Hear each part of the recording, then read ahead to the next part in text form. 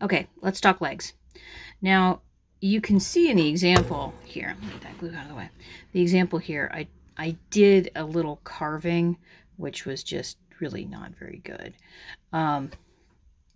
And I tried it again with these, and it came out a little bit better. I think the two reasons it came out a little bit better is I didn't make this part in the middle a rounded piece.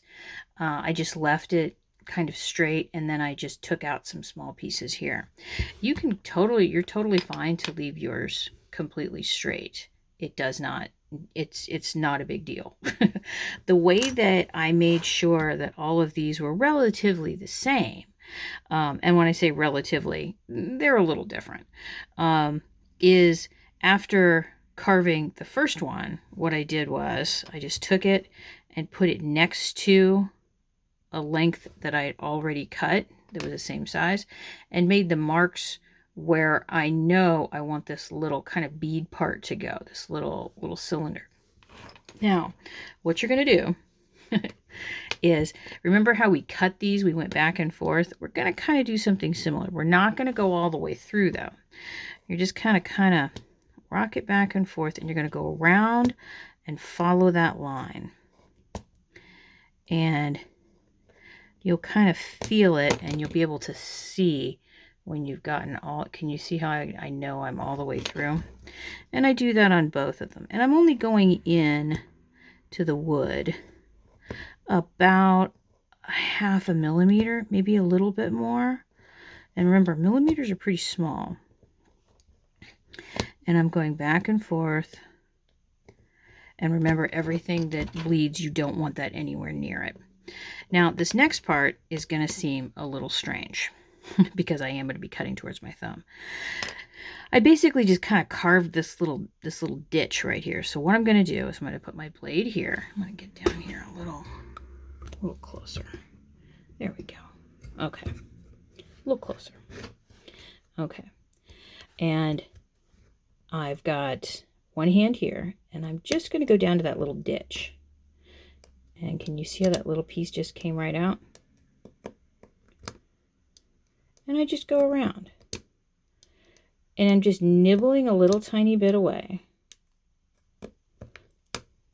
I also recommend that you have no pets or small children around you. Don't do this when they're having fireworks practice.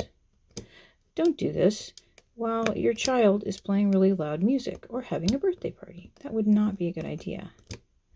And I'm aiming down. And that little cut I made, because I'm not a carver, I just kind of call it a little ditch. Can you see how now I've carved a little bit out of there? Just nibbled it away. It doesn't look incredibly pretty. Part of that is I'm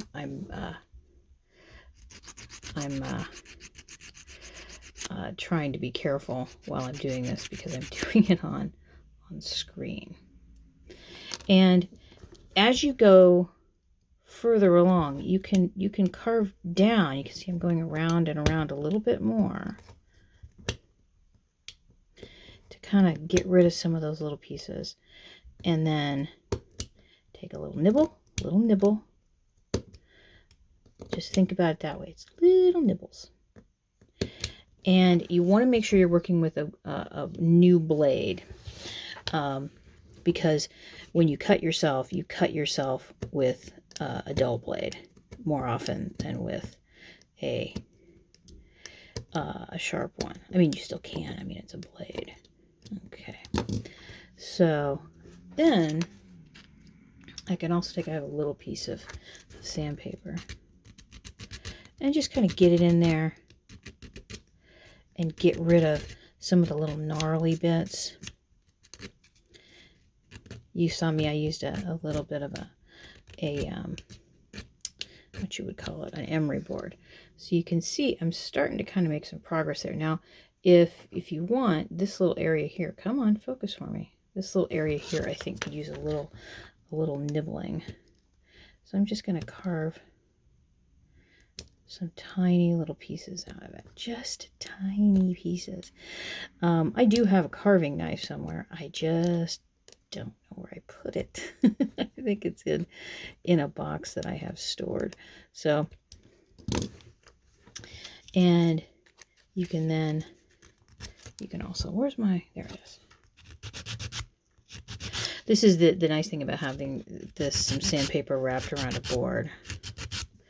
And you just take a look and you keep sanding until it gets to the point that you like it. Now, the other side, you just do the exact same thing.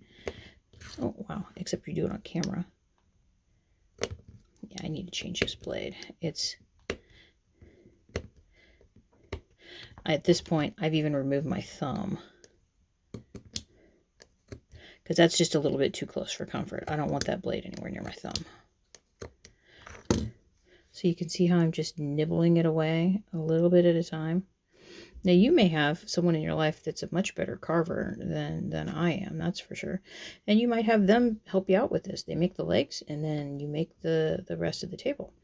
And remember, this is nowhere near done. You can see the difference between these two.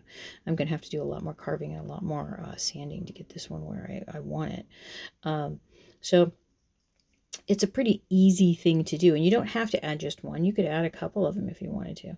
I'm just adding the one because, I just want to add one because I don't want to tempt fate with that. Because I can cut myself with a spoon, that's for sure. So that is how I carved the legs and got them ready to go in to the table.